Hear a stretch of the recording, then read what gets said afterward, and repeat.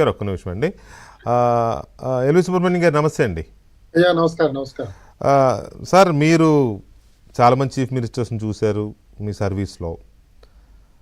ఇప్పుడు తెలంగాణలో ఉన్నవాళ్ళు కానీ, ఇప్పుడు ఆ ఏపీలో ఉన్నవాళ్ళు కానీ, మంత్రులు, సీఎంలు, ఇవన్నీ వీళ్ళందరూ తెలిసిన వాళ్ళే. పక్క రాష్ట్రాల్లో ఉన్న వాళ్ళ మీద కూడా మీకు అవగాహన ఉంది. పాయింట్ ఏంటంటే, సౌత్కు సంబంధించిన చీఫ్ మినిస్టర్లే టాప్ 5లో ఎందుకున్నారు? నాకు ఫస్ట్ ఏడీఆర్ రిపోర్ట్స్ చూడగానే ఆసక్తి కలిగించిన అంశం ఇదే. టాప్ 5లో ఒకటి పర్ఫెక్ట్ రీజన్ ఆయన చెప్పిన, మన లక్ష్మణ్ గారు చెప్పిన ప్రాంతీయ పార్టీలు ఉన్న దగ్గర ఉంటాయి అన్నది ఒకటి వ్యాలిడ్ రీజన్. అది కాకుండా మీరు ఇంకేమైనా ఫైండ్ అవుట్ చేశారా దీంట్లోంచి? మీకేమైనా తోస్తుందా? నమస్కారం వెంకటకృష్ణ గారు. నమస్కారం. లక్ష్మణ్ గారు చాలా చక్కగా వివరాలు ఇచ్చారు. చక్రవర్తి గారికి కూడా నమస్కారాలు ఇద్దరికి.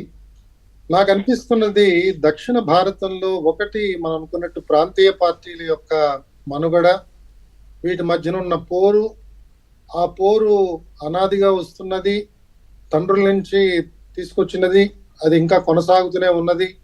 బహుశా వాళ్ళ మనుగడ అలాంటి క్రోధాన్ని వాళ్ళు వ్యక్తపరిస్తేనే ఉంటుందనే ఒక భావనలో వాళ్ళు వచ్చేసారు. దాన్ని మనం మార్చడానికి కష్టం. నాకు కనిపిస్తున్న ఇంకొన్ని కారణాలు ఏమిటంటేనండి, మనకు ప్రత్యేకంగా దక్షిణ భారతదేశంలో మనం చూస్తుంటే ఇక్కడ రాజ్యాంగ వ్యవస్థలు కూడా బలోపేతం కావటం లేదండి. ఉదాహరణకి హ్యూమన్ రైట్స్ కమిషన్ రెండు రాష్ట్రాల్లో కూడా బలంగా ఉన్నట్టు మనకు అనిపించట్లేదు.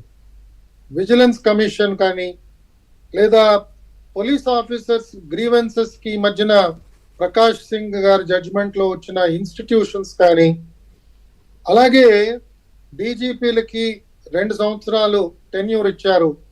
దీన్ని ఒకసారి సుప్రీంకోర్టు కూడా ఒకసారి రివ్యూ చేసి ఈ 2 సంవత్సరాలు ఇవ్వడం వల్ల నిష్పక్షపాతంగా డీజీపీలు వ్యవహరించగలిగారా, వారికి ఆ వాతావరణం సరిపోతున్నదా, లేదా ఇంకా ఏమన్నా దానికి మెరుగులు దిద్దాలా అనే ఒక అంశం కూడా చాలా చాలా ముఖ్యం అవుతున్నది.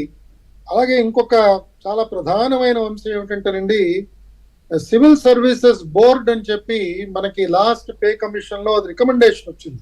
అంటే పోస్టింగ్స్, సివిల్ సర్వెంట్స్ యొక్క పోస్టింగ్స్ అని ఒక బోర్డు ఆధ్వర్యంలో జరగాలి అన్నది ఒక రకమైన సూచన చేశారు. ఇది ఎవరు కూడా పెద్ద శ్రద్ధగా తీసుకోలేదు, బహుశా పెడచెవిని కూడా పెట్టారు. కాబట్టి ముఖ్యమంత్రి గారి యొక్క కనుసన్నల్లోనే అధికారులందరూ పనిచేయాలి. ముఖ్యమంత్రి గారికి నైతికంగా అధికారం ఉన్నది, ఆయన ఇచ్చిన ఆదేశాలు పాటించాలి అన్న దాని మీద ఎక్కడా వివాదం లేదు. కానీ ఆయనకి నచ్చకపోతే మనకి ఇంకా శంకరమాన్యాలకి పంపించేస్తారు అనే ఒక పెద్ద నమ్మకం ఇవాళ సివిల్ సర్వీసెస్ లో కొట్టొచ్చినట్టు కనిపిస్తున్నది. అవును, ప్రధాన కార్యదర్శుల్ని ఎంపిక చేసిన దగ్గర నుంచి కూడా అన్ని కూడా ముఖ్యమంత్రి చుట్టూతానే ఇవి తిరగడం వల్ల అన్ని రకాల అధికారాలు ముఖ్యమంత్రి చేతుల్లోకి రావడం, ఇది ఏమాత్రం కూడా ప్రజాస్వామ్యానికి క్షేమకరం కాదు, ముఖ్యమంత్రులకు కూడా క్షేమకరం కాదండి. ఇవి బహుశా దక్షిణ భారతంలో జరుగుతున్నట్టుగా విపరీతంగా ఉత్తర భారతంలో కానీ ఇతర ప్రాంతాల్లో జరుగుతున్నట్టు అనిపించట్లేదండి. ఇది నా విశ్లేషణ.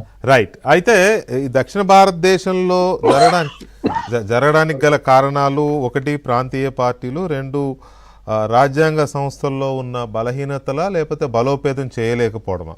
ఇది మీ ఇద్దరు చెప్పిన ఇదనుకోండి. డెఫినెట్లీ ఇవి 2 చాలా కీలకమైన కారణాలే అయినప్పటికీ, వీళ్ళ మధ్య మనం ప్రజల కోసం ప్రాతినిధ్యం వహిస్తున్నాం అనే దానికంటే మన రాజకీయ పార్టీలు, మన ఆధిపత్య పోకడలు, నిన్ను